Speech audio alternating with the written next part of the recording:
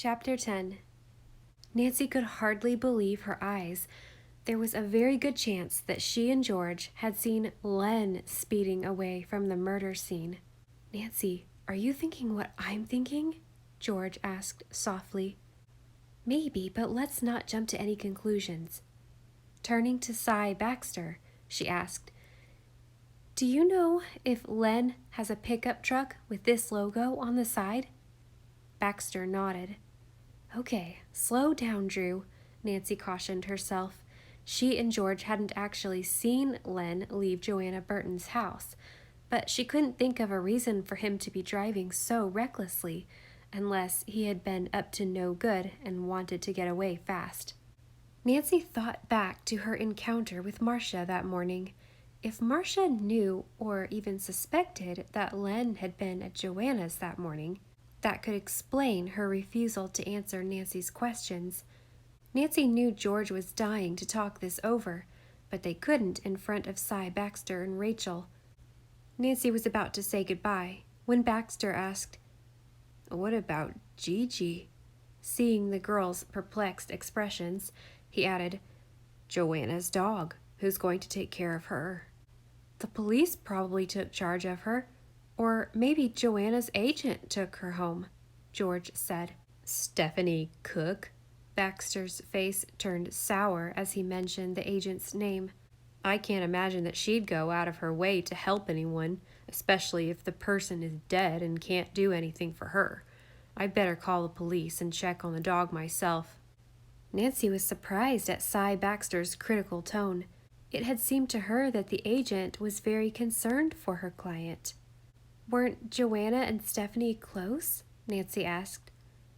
"Not really. Stephanie's specialty is to take an older actor or actress whose career has fallen off and build it back up."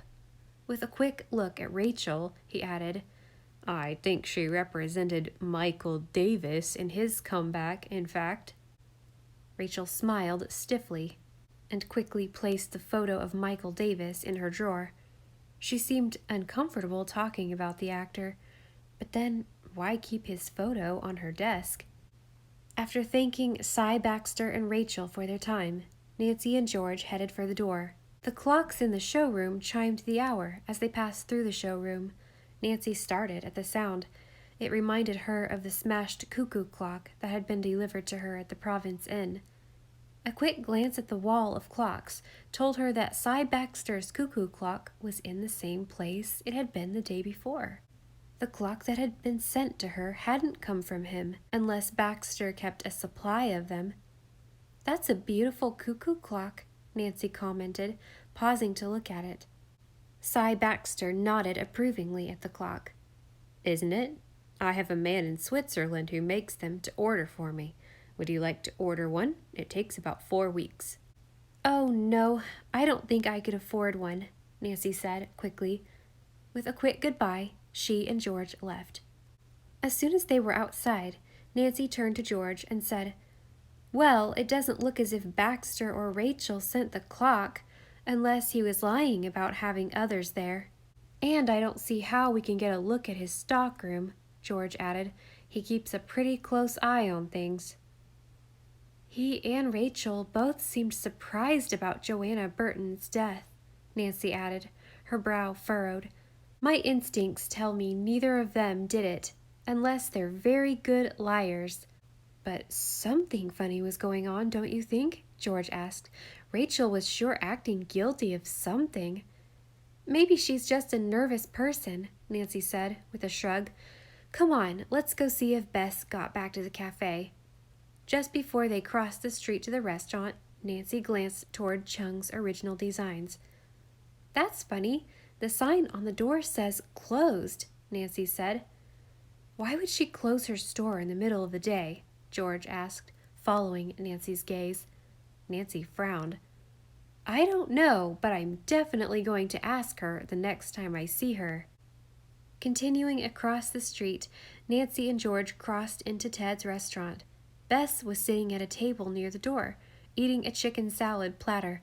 As soon as she saw Nancy and George, she grinned and waved. "Did you find out anything about the necklace this morning when you talked to Joanna Burton?" Bess asked. Okay, what I really want to know is what's she like and what is her house like? Obviously, Bess didn't know what had happened to the actress. When Nancy told her, Bess's expression changed to one of horror. Oh no! I had no idea. No wonder Marcia's so upset, Bess exclaimed. You've seen Marcia? George asked. Bess nodded. She and Len came by to ask if we'd accept a delivery because they had to be out of the shop for a while. Come on and sit down. Are you guys hungry? Nancy and George shook their heads. Did Marcia and Len say where they were going? Nancy asked. No, Bess replied. She looked up at Nancy with curious blue eyes. Why? What's going on? Nancy and George quickly filled Bess in on all that had happened that morning. And we just found out that the truck that nearly ran us off the road is Len's truck. That could tie him to the scene of Joanna Burton's murder, Nancy finished. Do you honestly think Len is the one who killed her? She asked in a whisper. Maybe Marcia found out, and that's why she acted so weird when you tried to talk to her before. Maybe, Nancy said. We do have to talk to them both. She sighed, then said, Since they're not around, I might as well call the car dealership in Monterey and check out Cy Baxter's alibi. Hey, I've got an idea, Bess said brightly. Let's just drive over there. There's a lot to see in Monterey, and we haven't had a chance to do any sightseeing yet. George shot a look at the kitchen. Do you think Ted will let you come with us? She asked sarcastically. What do you mean, let me come with you? I'm all finished for the day. Why would he care? Bess asked. I even got everything set up for tomorrow, so I can take the whole day off. Nancy asked Bess, Did Ted mention that we stopped by this morning? No, Bess said. I wondered where you were. George glanced briefly around the restaurant before fixing her cousin with a sober gaze. Bess, did you notice that Ted isn't very excited about us being here? He doesn't seem to like it when you go any place with us, she said. That's crazy, Bess said defensively. He couldn't wait to meet you two. Then why does he think of something else for you to do every time we plan to do something together? George asked. Bess stabbed a piece of chicken with her fork. I have a job now, and that job has certain responsibilities. Ted is my boss, George. Bess was starting to sound irritated. George didn't mean to put down your job, Bess, Nancy said quickly. We're both really glad that you like your work. It's just... Nancy broke off as a hand clamped down on her shoulder. Turning around, she saw Stephanie Cook standing there. The agent was dressed in a white leather jumpsuit, studded with sequins. Her red hair was hanging loose down her back in long waves. She seemed to have recovered completely from the morning's disaster. I hope you don't mind if I disturb you, Stephanie said. Without waiting for Nancy to answer, she sat down in the only empty chair. I heard you tell the police detective you were staying at the Province Inn. The woman at the desk said she thought you might be here. Leaning forward conspiratorially, Stephanie said in a low voice, I have a business deal I'd like to discuss with you. It could be very exciting. Morgan introduced you as a detective, and I find that so fascinating, Stephanie went on. I made a few calls to Hollywood. Yes? Nancy prompted, wishing Stephanie would get to the point. Anyway, I know some people who are very interested in using some of your stories for films. Stephanie folded her arms across her chest, beaming at Nancy. Oh, no, Nancy said, quickly. Something like that could only get in the way of my work. Stephanie raised an eyebrow. But Nancy, just think of the opportunities this would open up, she said. You wouldn't have to bother with being a detective any longer. Nancy likes what she does, and she's good at it, Bess said indignantly. George nodded her agreement. Well, if you're sure you're not interested. Thanks, but no thanks, Nancy said quickly. Stephanie didn't show any signs of leaving. "What do you think about Joanna?" she asked, changing the subject. "What do you mean?" George wanted to know. "Do you have any ideas about what happened to her or to the diamonds?" Stephanie asked. Why was Stephanie asking her this? Nancy wondered. "I really don't know," she answered. "Perhaps you should talk to Detective Bomarito." Keeping her gaze fixed on Nancy, she said, "Surely you have some theory. Haven't you had a case like this before?" she pressed. "Every case is different," Nancy said, not wanting to discuss her ideas with Stephanie. Just then, Ted approached the table, carrying a tray with 3 servings of a chocolate dessert on it. "I thought you might like to try Bess's specialty for today, French silk pie." Now that Bess was there, Ted was acting really nice to Nancy and George. What was his story? That looks great, Ted," George said. "Thanks a lot." Ted smiled at Stephanie. "I'm sorry, I didn't see you sitting here before. Would you like to order something?" The agent glanced quickly around the table, gauging the others' expressions. To Nancy's relief, she said, "I think my business here is finished." She pointed to an empty table near the jukebox.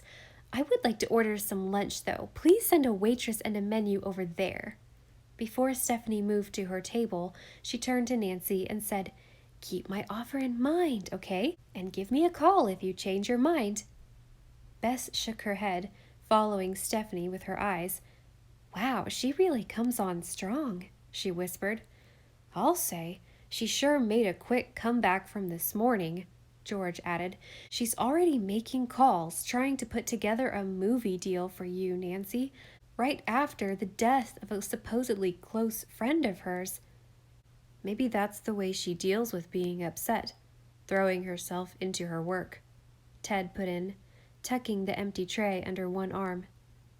"Maybe," Nancy said. "Or maybe Cy Baxter was right, and Stephanie wasn't as good a friend of Joanna Burton's as she claimed." She took a bite of her French silk pie. This is delicious, Bess." Bess beamed at the compliment. Turning to Ted, she said, "I'm taking Nancy and George to Monterey this afternoon to have a look around." Ted immediately frowned. "I'm all finished with today's baking, and I even have raspberry tarts ready for tomorrow," Bess told him. "There's no reason for me to stay, unless you don't think you can put the tarts away when they cool." She grinned up at him flirtatiously. At first, Nancy couldn't read Ted's expression. He seemed to be struggling with some emotion. Then, finally, he smiled back at Bess and said, "No problem. I can handle that. Have a great time." He bent to kiss Bess on the cheek, then started back toward the kitchen. The phone at the back of the cafe rang just as Ted reached the kitchen doors. Stepping over to the extension, he picked up the receiver. He spoke into it briefly, then cupped a hand over the mouthpiece. "Nancy, it's for you," he called out. "Maybe it's Marcia," Nancy said, hopefully, getting to her feet and hurrying to the phone. "Hello?" she said into the receiver. "I need to meet with you," said a low, husky voice Nancy didn't recognize. "I have important information about the case you're investigating."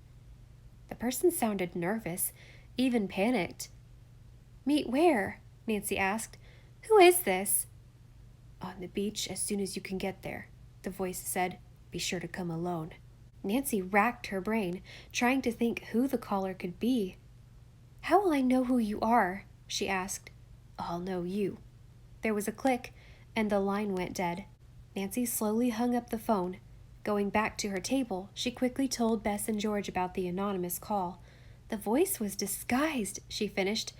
"I couldn't tell who it was." "You're not going, are you?" Bess asked, twisting her blonde hair nervously in her fingers. "Of course I'm going." "Then we're going with you," George said firmly. Nancy shook her head. "The caller specifically said for me to come alone," she said. "If you guys show up, the person probably won't approach me." "You don't know what this person has planned for you," Bess objected. "Remember what happened to Joanna Burton," she added grimly. Despite her friend's objections, Nancy convinced them that she should go alone. As she rose to leave, she said, "Okay, so I'll meet you back at the Province Inn after I'm done, and then we can head to Monterey." Outside, the day had turned foggy and the air was damp and heavy. Nancy walked quickly. She didn't want to risk missing the person who had called. There were very few people at the beach. The fog must have driven them away, Nancy reasoned. The water was gray, and big waves slammed relentlessly onto the beach. Nancy quickly made her way down one of the stairways to the hard-packed sand. She began to stroll casually, but kept a sharp lookout. She had gone a few hundred yards when she noticed some large rocks jutting out of the sand. They rose up the sandy hill to the level of the road above, which was edged by a stone wall. "I guess I'll climb up on one and wait there to make contact with the caller," Nancy murmured to herself. It took only a minute or so to clamber up the rocky incline. When she came to a flat area about halfway up, she stopped and sat down. As she looked out at the water, she suddenly found herself thinking of Ned. This would be the perfect place to watch the sun set with him, she thought to herself. The sound of pebbles rolling down from above startled Nancy out of her daydream. She brushed them aside and glanced up at the rocky ledge. She didn't see anything. Then a loud scraping noise triggered an alarm in her mind. A huge boulder in the wall, directly above her, was teetering precariously. Nancy gasped and jumped to her feet. Before she could move away, the boulder pulled loose and began rolling down the incline. In a moment, it was going to crash right over her. Chapter 11. First, panic gripped Nancy, but then her reflexes took over. She jumped to the side, hoping her feet would find a stable surface to land on. No sooner did she leave her perch than the boulder crashed down on the very surface where she'd been sitting. It rolled off the opposite side and continued harmlessly down the hill. "Phew, that was a close..." Nancy then felt loose stones shifting beneath her feet. "Whoa!" She flung her arms out wildly, trying to maintain her balance, but it was too late. Her feet slipped out from under her, and she slid down the rocks to the beach. Nancy remained motionless for a few moments, trying to catch her breath. Her whole body ached. There were scratches on her legs, and her jacket was ripped at one elbow. After a while, she slowly climbed to her feet. "Ouch!" She couldn't suppress a groan as a sharp pain shot through her left ankle. She must have sprained it, she realized. But that wasn't her biggest worry. Something about the way that rock had fallen wasn't right. From what she could see, the rocks in that wall were cemented together. How could one of them have come loose and fallen? Gritting her teeth, Nancy limped slowly along the sand until she reached the steps leading to the road above. Then she hobbled along the road to the part of the wall where the boulder had fallen. There was no missing the 3-foot gap in the wall. She tested the stones on either side of the gap. The cement around them was crumbling a little, but the stones were basically secure. Nancy was sure they wouldn't fall on their own. Bending closer, she spotted small grooves in the cement, surrounding the space where the fallen rock had been. It looked as if something had been used to pry the fallen boulder loose. Someone had purposely pushed the rock toward her. Nancy felt sick thinking of what might have happened. The person who had called had set her up, keeping her weight off her left foot. Nancy peered down at the handful of people on the beach below. Was one of them the caller who had set her up? Nancy didn't see anyone who looked familiar. By now, her ankle was throbbing. She groaned slightly as she started making her way back to the inn. When she got back to her room, Bess and George were sitting across from each other on the twin beds. "Nancy, you're limping," Bess cried, jumping up and hurrying over to Nancy. "And you're covered with scrapes. What happened?" Bess helped Nancy to her bed while George ran to the bathroom to get a washcloth. "I'm sure it looks worse than it is," Nancy assured her friends. "Thanks," she said, taking the washcloth George handed her. While she cleaned up the scratches on her legs, she explained what had happened at the beach. "I don't believe it," Bess exclaimed, looking outraged. "The person who called wanted to hurt you." "And it looks like whoever it was succeeded," George added grimly. She wrapped some ice in a towel and placed it on Nancy's ankle. She gingerly probed the swollen area, causing Nancy to flinch. "I think we'd better take you to the hospital, Nan." "Are you sure you feel well enough to stop by Marcia's store?" George asked Nancy an hour and a half later. The two girls were sitting in the front seat of the rental car, which was parked in front of a pharmacy. Bess was inside getting the pain medication that the doctor had prescribed for Nancy's ankle. "Positive," Nancy assured George. "The doctor said it's only a sprain. I promise I'll rest as soon as we get back to the inn." George didn't look totally convinced, but she smiled and said, "I guess I should know by now that nothing keeps you off a case once you're hooked. By the way," she said, changing the subject, "I talked to Bess. I'm not sure she's as happy with the idea of moving to Carmel as she's trying to make us believe." "Really? What makes you say that?" Nancy asked. George stared out the front windshield. "It wasn't anything specific that she said, it was only hints," she explained. "I got the distinct impression that Ted has rushed her into a decision." "If she's only staying because Ted is pressuring her to," Nancy frowned. "There's no way we can let that happen." "It's her decision, though," George said, glumly. "I just hope that she decides to do what's best for her, not what's best for Ted." Bess pulled open the back door of the car. "I got the medication," she announced, handing the small white bag to Nancy. "Let's head back to the inn so you can get some R&R." "Detective Drew wants to make a pit stop first," George said, flicking a thumb at Nancy. "Marcia Chung's store." Bess opened her mouth to object, but George cut her off. "I already tried to talk her out of it. No go." 15 minutes later, George pulled up in front of the jewelry shop. "The closed sign is still in the window," she commented. Nancy frowned. "Let's stop in at the Café de Carmel," she suggested. "Maybe Ted has spoken to Marcia or Len. Besides, we can get something to eat and take it back to the Province Inn with us." "Good idea," George agreed. "I don't think you should take that pain medicine on an empty stomach, Nancy." "I don't see any parking spots," Bess said, scanning the street. "Why don't you two get out here? I'll park the car and meet you. And, Nancy," she added, pointing a warning finger at her, "be sure to keep that ankle up on a chair or something." "Aye, aye, Chief," Nancy said, laughing. George set the parking brake, and she and Nancy got out while Bess scooted around to the driver's side. The doctor had taped her ankle, so it didn't hurt too much as Nancy limped across the street and into the Café de Carmel. No sooner did she and George push through the front door than Ted hurried over. "I've been looking everywhere for you guys," he said. He looked so worried that all of his earlier moodiness had disappeared. "Why? What happened?" Nancy wanted to know.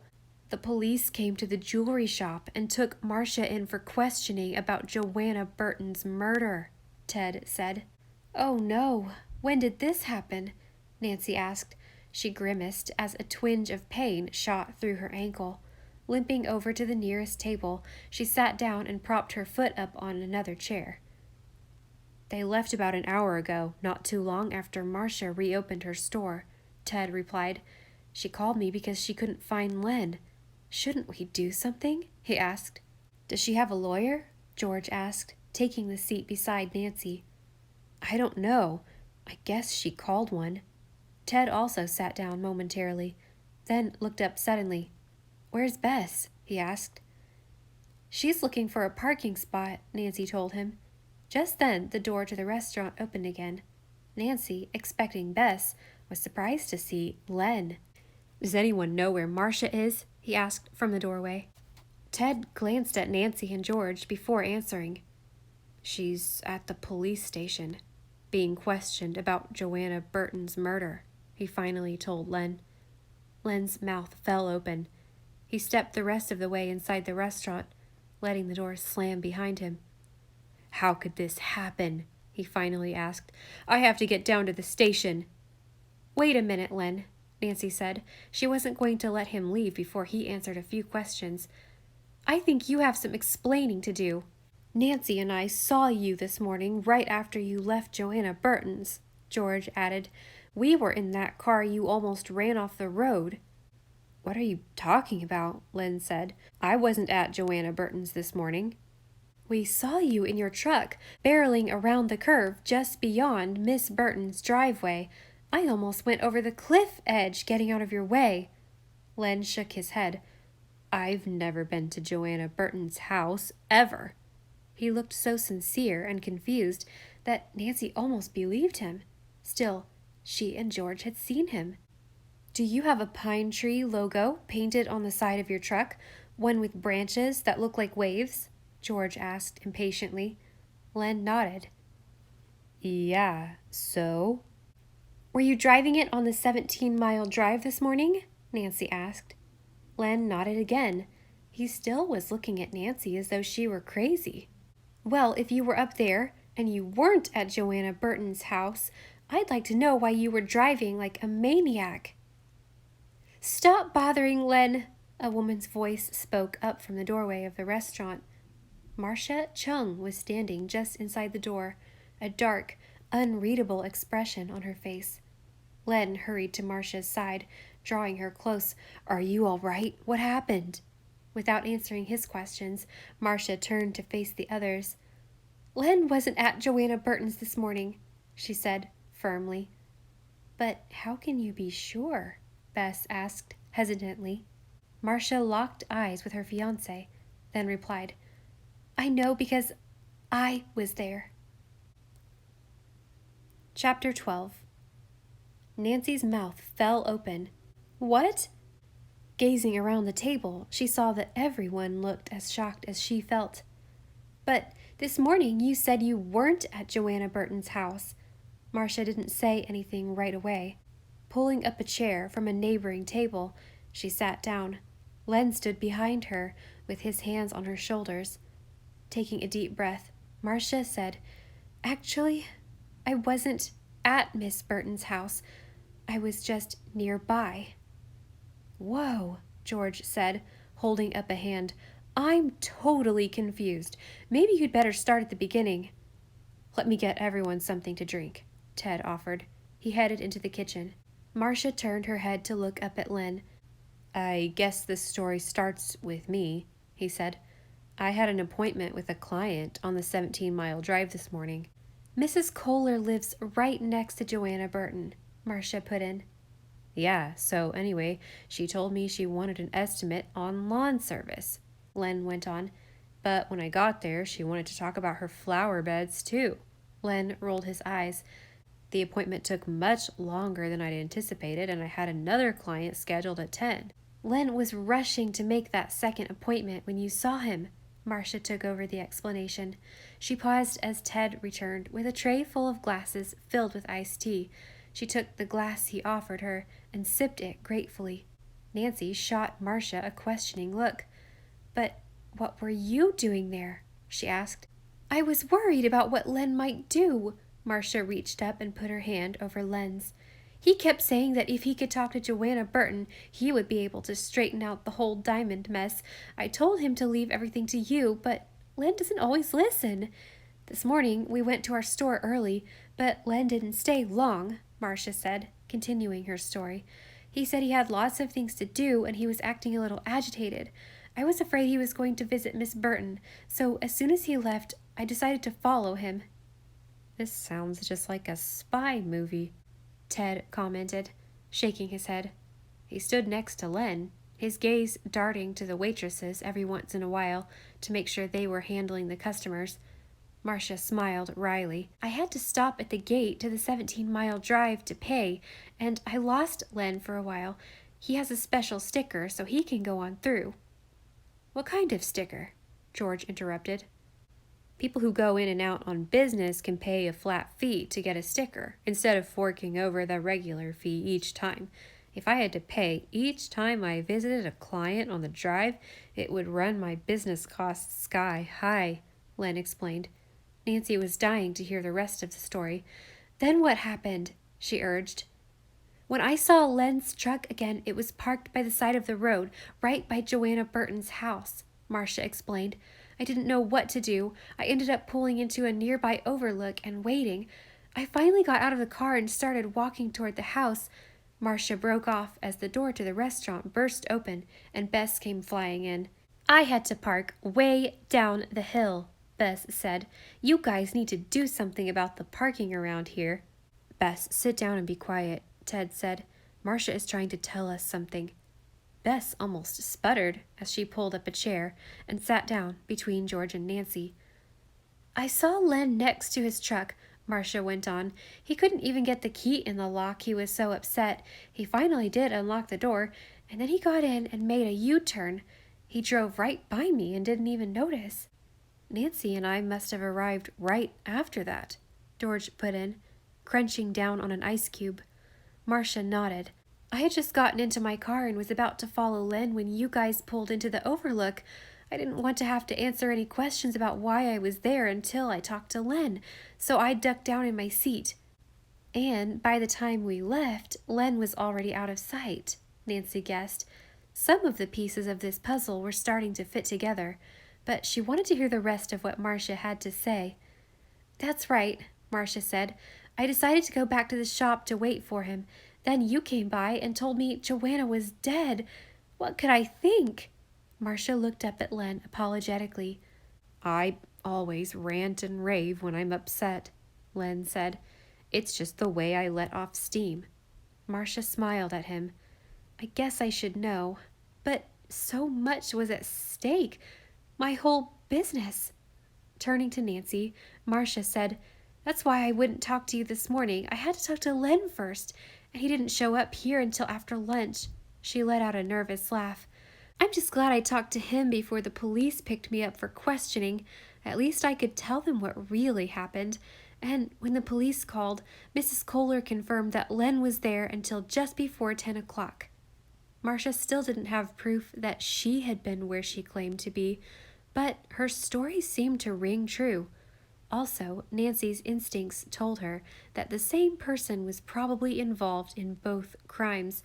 If Len and Marcia hadn't killed Joanna, they probably hadn't stolen her diamonds. The wheels in Nancy's mind were turning.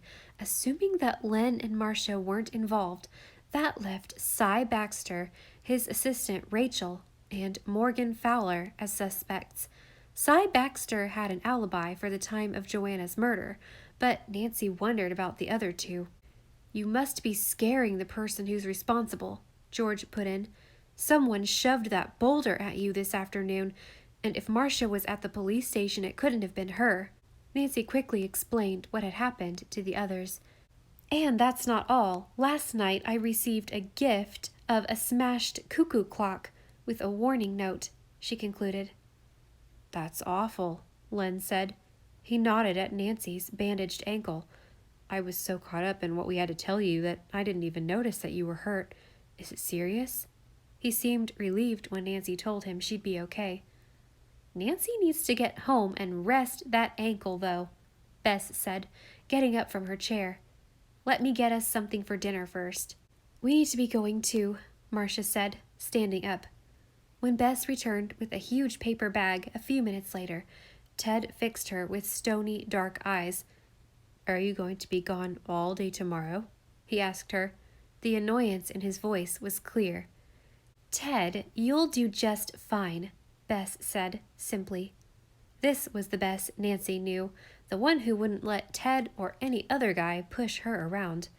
Turning back to Nancy, Bess said, I'll go get the car. I have to go right by a video store on the way, so I think I'll rent a movie too.